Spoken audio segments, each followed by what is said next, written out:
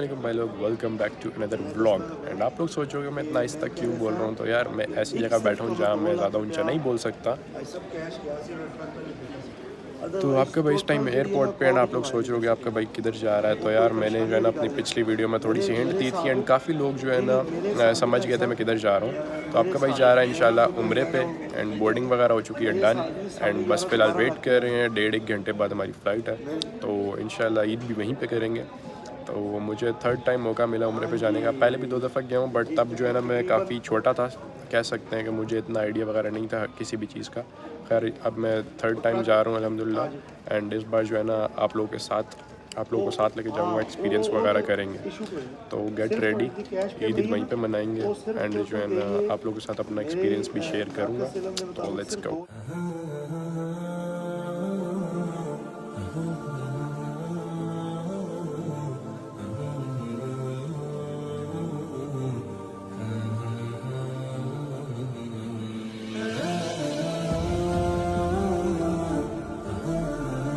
जिसको देख के आपको काफ़ी ज़्यादा कुछ सीखने को भी मिलेगा। एंड मैं बता रहा हूँ भाई, रमज़ान में जो है ना एक अलग ही पीओवी था सऊदी अरेबिया का, वो मैं आप लोगों के साथ शेयर करूँगा आहिस्ता आहिस्ता, तो आप लोगों को पता चलता जाएगा। एंड मैं पहली बार रमज़ान में गया था, तो यार मैं अपना एक्सपीरियंस अपने लफ्ज़ों में शेयर नहीं कर सकता। आई होप आप सबको मौका मिले वहाँ जाने का रमज़ान में। एंड यार प्लेन में टाइम भी थोड़ा पास करना था एंड आपके भाई का रोज़ा भी था। हम 25वें रोज़े को जा रहे थे, तो आपके भाई ने जो है ना जॉयस्टिक निकाली एंड थोड़ी बहुत गेमिंग शेमिंग कर ली जो जहाज़ में होती हैं छोटी मोटी। उसके बाद खैर हम सऊदी अरेबिया लैंड हो चुके थे। अभी हम जद्दा में लैंड हुए थे।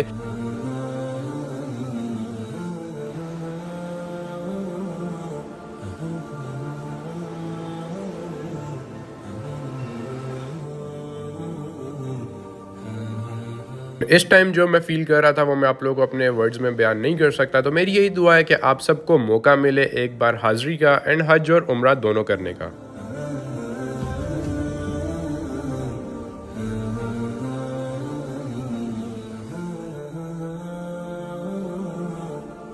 अब अफ्तारी में सिर्फ 2 मिनट बचे थे एंड हम इतनी देर में होटल तक नहीं पहुंच सकते थे और हमें कुछ आइडिया नहीं था हमने कैसे अफ्तारी करनी है। बट इतनी ही देर में 2 बंदे बस में एंटर होते हैं, एक के हाथ में खजूरों का डब्बा होता है, एक के हाथ में पानी का डब्बा होता है एंड वो पूरी बस में तकसीम कर देते हैं।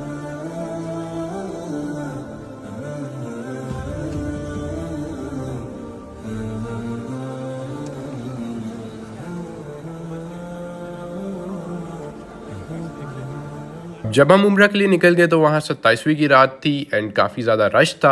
आप लोग सोचोगे इसमें भाई आप 25वें रोज़े को निकले और 27वीं की रात पे कैसे पहुँचे। तो खैर आप लोग को पता होगा हमारा जब 25वां रोज़ा चल रहा होता है तो सऊदी अरबिया में 26वां रोज़ा होता है एंड उसके बाद ज़ाहिर सी बात है 27वीं की रात थी। तो खैर आप लोगों को रश से अंदाज़ा हो गया होगा कि भाई रमज़ान में कितना रश होता है। बट इस बार माशाल्लाह माशाल्लाह कुछ ज़्यादा ही रश था। आप लोगों ने खबरों वगैरह में भी सुना होगा कि भाई लिमिट क्रॉस हो चुकी है, रिकॉर्ड ब्रेक हो चुके हैं रश के। तो खैर आपका भाई वो सारा कुछ वहाँ एक्सपीरियंस कर रहा था। एंड मेरी वीडियो से शायद आप लोगों को अंदाज़ा ना हो रहा हो, बट कुछ जो है ना वायरल क्लिप्स थी जो मैंने उठाई हैं, शायद ये सच हैं या नहीं है, बट मेरे हिसाब से सच ही है क्योंकि आपके भाई ने एक सारा एक्सपीरियंस किया था कि वहाँ पे इतना ही रश था। बट खैर फाइनली अल्हम्दुलिल्लाह अल्हम्दुलिल्लाह अब टाइम आ चुका था कि उम्रा स्टार्ट किया जाए एंड जाके मक्का मुकरमा को पहली नज़र में देखा जाए। एंड कहते हैं पहली नज़र देख के जो भी आप मांगो तो वो सब कबूल होता है। एंड भाई देख के जो आंसू टपकते हैं ना, वो मैं आप लोगों को वर्ड्स में बयान नहीं कर सकता। बस मेरी दिल से यही दुआ है कि आप सबको मौका मिले हाज़री का एंड उम्रा और हज करने का। खैर यहाँ पे काफ़ी ज़्यादा रश था, आप लोग मेरी क्लिप में भी देख सकते हो। ये मैंने छोटी सी बस क्लिप बनाई थी, देन मोबाइल मैंने वापस रख दिया।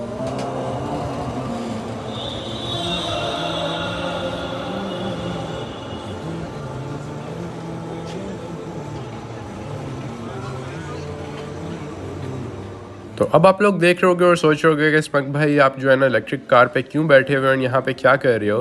तो मैं बताता चलूँ कि जब हम तवाफ़ के बाद सही वाले जगह पे पहुँचे तो वहाँ पे बहुत ज़्यादा रश था एंड मैं अकेला होता तो मुझे इशू ना होता, बट मेरे साथ थे मेरे अम्मी अबू जो कि काफ़ी ज़्यादा एज्ड हैं एंड मेरी अम्मी एक हार्ट की पेशेंट भी है, तो हमें उनका भी ख्याल रखना था। तो अबू और मैंने यही डिसाइड किया कि हमें बाकी का उम्रा जो है ना या तो स्कूटी पे कंटिन्यू करना चाहिए, या तो व्हील चेयर्स पे, या तो इलेक्ट्रिक कार्स पे। बट वहाँ पे जो है ना रश का जो सिनेरियो था, जो हमने तवाफ़ करना था 2 से ढाई घंटे में, उसमें हमें लग गए थे 4 से 4.5 घंटे सिर्फ तवाफ़ करने में।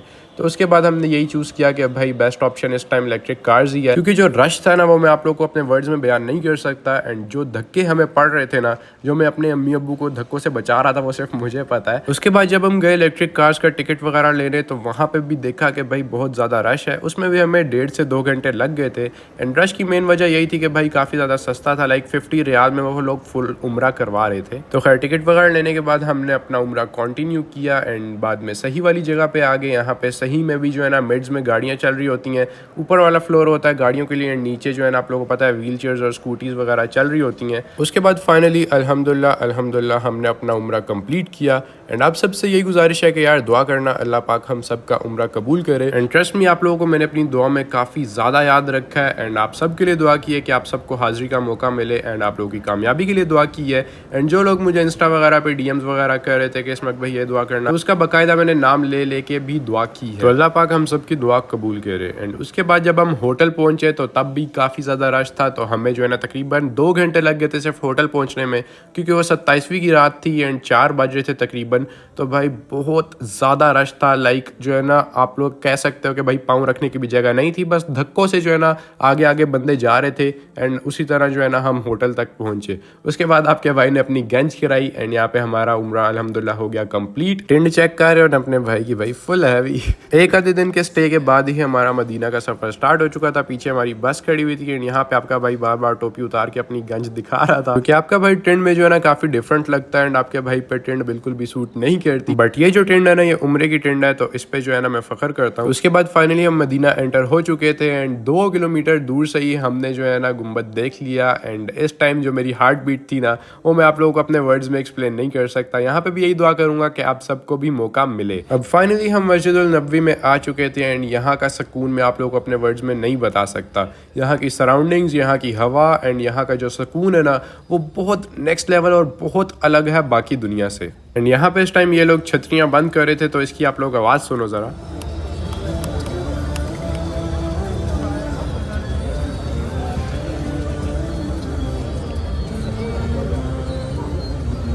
तो यहाँ खैर चूं चूं करके सारी मोटर्स की आवाज़ आ रही थी सिर्फ, एंड सब लोग यही देख रहे थे, क्योंकि यार ये यूनिक चीज़ें होती हैं मस्जिद नबवी की।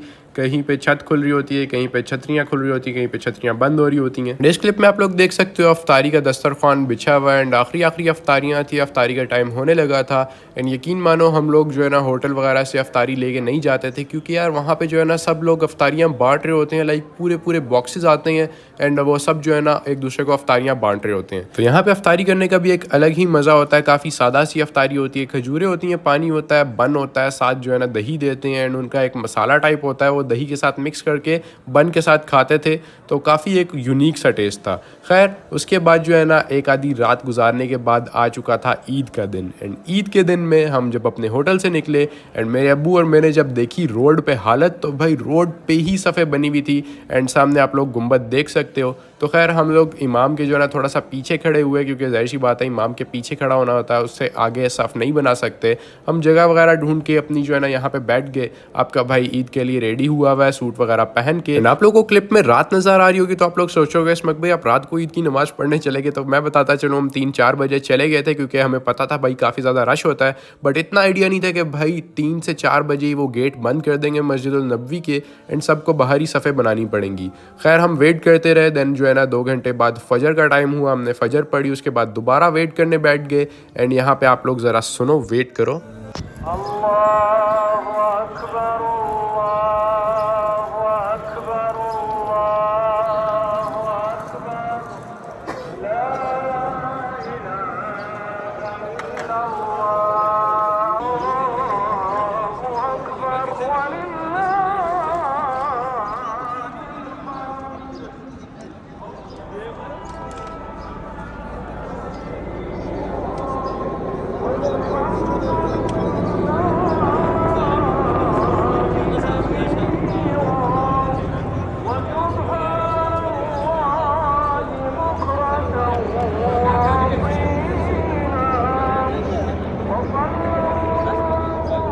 तो ये रील देख के भी आप लोगों को अंदाज़ा हो गया होगा कि वहाँ पे ईद मनाने का एक अलग ही मज़ा है। तो जिस जिसके पास मौका है, जिस जिसके पास इस टाइम है, वो मैं यही बोलूँगा कि रमज़ान में ज़रूर एक बार विज़िट करे एंड उम्रा वगैरह करे। ईद की नमाज के कुछ घंटों बाद आपके भाई को मौका मिला कि हमारे आखिरी रसूल नबी करीम सल्लल्लाहु अलैहि वसल्लम के साथ ईद मनाई जाए।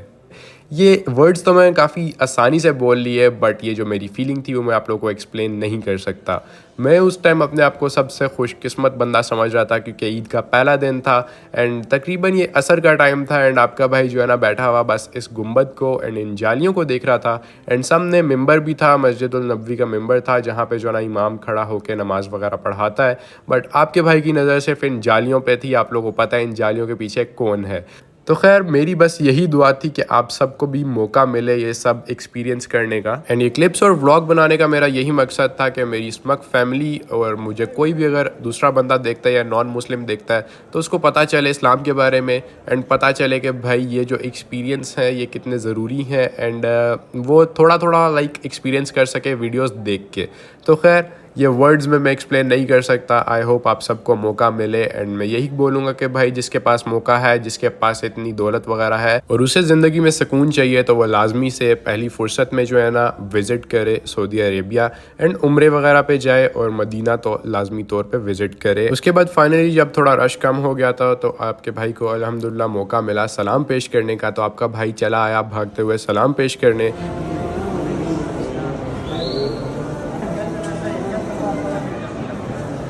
अब कुछ दिन बाद मुझे रियाजुल जन्ना की भी डेट मिल चुकी थी। आप लोगों को पता होगा अब ऐप से जो है ना आप लोगों को रजिस्टर करना पड़ता है एंड आपको परमिट वगैरह मिलता है अंदर जाने का। उसके बाद रियाजुल जन्ना में जाके नफिल पढ़े, दुआएं वगैरह मांगी एंड देन जो है ना मैं वीडियो बनाने की कोशिश कर रहा था अंदर की, क्योंकि आपको पता है हमारा दिल तो अंदर ही है। एंड इस टाइम आप लोगों की आंखों के सामने मिंबर है। इस मिंबर से लेके रोज़ा रसूल तक जो पार्ट है वो है जन्नत का पार्ट, जिसको रियाजुल जन्ना भी कहा जाता है। अब हमारा रियाजुल जन्ना में हो चुका था टाइम कंप्लीट और हम यहाँ से बाहर आ चुके थे एंड अब था ईद का दूसरा दिन। तो आपके भाई ने बोला कि यार ईद का दूसरा दिन है, कुछ डिफरेंट खाते हैं, कुछ डिफरेंट ट्राई करते हैं। तो आपका भाई निकल चुका था अल्बेक लेने। बट अल्बेक लेने के लिए जो मुझे ख़वारी करनी पड़ी वो भाई 2 से ढाई घंटे की थी। वो मैं इंस्टा पे लाइव भी आया था। जो लोग इंस्टा पे मुझे फॉलो करते हैं उन्होंने देखा होगा भाई लाइव में मैंने जो है ना इस लाइन को पार किया एंड उनके साथ एक्सपीरियंस शेयर करा था। तो खैर ये काफ़ी जो है ना सीधी लाइन थी अल्बेक तक एंड आगे जिग-जैग होके जो है ना जा रही थी। भाई लोग लाइन चेक करो, ख़त्म होने का नाम नहीं ले रही, आगे जाके भी जिग-जैग हो रही है भाई। क्या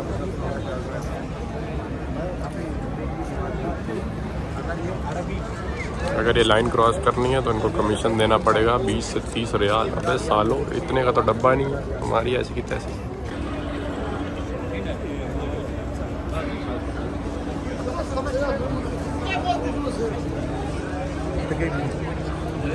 अब 2 घंटे की ख़वारी के बाद फाइनली आपका भाई अंदर आ चुका था।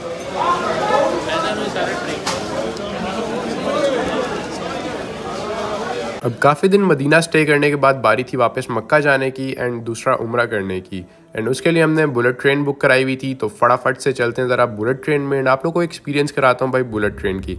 इसकी स्पीड तकरीबन जो है ना 300 के पास थी, लाइक 300 टच करती थी एंड उससे ऊपर नहीं जाती थी। 300 पे लॉक लगा हुआ था एंड 300 मैक्सिमम जो है ना उन्होंने स्पीड रखी हुई थी इसकी। एंड जो सफ़र हमने बस पे 7-8 घंटे में किया था वो इस ट्रेन में हमने 2 से ढाई घंटे में कंप्लीट कर लिया। एंड उसके बाद अल्हम्दुलिल्लाह हम एंटर हो गए मस्जिदुल हरम में एंड अपना उम्रा काफ़ी सुकून से कंप्लीट किया, क्योंकि इस बार इतना रश नहीं था क्योंकि ईद गुजर चुकी थी, 10-12 दिन ऊपर हो चुके थे।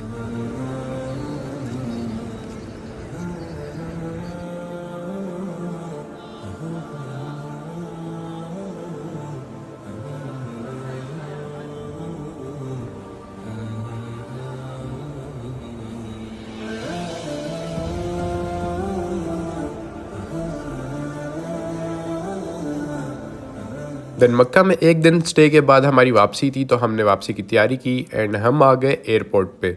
अब आपका भाई जो है ना एयरपोर्ट पे यहाँ फुल हैवी सी वीडियो बना रहा था। काफ़ी प्यारा और बड़ा एयरपोर्ट बना हुआ है। तो हम 2 घंटे जो है ना चेक इन करते करते जो है ना लाइनों में खड़े होकर ख़वारी करने के बाद आ चुके थे अंदर। तो अब टाइम आ चुका था जहाज़ में जाने का एंड वापस पाकिस्तान आने का। तो ये जो व्लॉग है मेरे दिल के सबसे करीब है एंड आई होप आप लोगों ने भी देख के काफ़ी कुछ सीखा होगा एंड आप लोग का भी दिल किया होगा वहाँ जाने का। तो मेरी दिल से यही दुआ है कि आप लोगों को सबको मौका मिले वहाँ हाजिरी का और आप लोग का भी बुलावा आए। तो खैर I am back to Pakistan. Pakistan and मैं इसीलिए इनएक्टिव था क्योंकि यार वहाँ पे मैंने ट्रैवलिंग वगैरह भी की एंड उसके बाद जो है ना वापस आके मेरी काफ़ी ज़्यादा तबीयत ख़राब हो गई थी, अभी भी उस तरह बिल्कुल ठीक नहीं हुई। बट मैंने कहा चलो यार वापस एक्टिव होते हैं, हमारी आवाम पूछ रही है कहाँ है स्मग भाई, अब कहाँ पे हैं। तो खैर वी आर बैक, इंशाल्लाह वापस एक्टिव होते हैं, मिलते हैं इंशाल्लाह अगली वीडियोज़ में। तब तक के लिए अल्लाह हाफ़िज़, अपना बहुत सारा ख्याल रखना, दुआ में याद रखना, फ़ी अमानिल्लाह। Okay bye bye.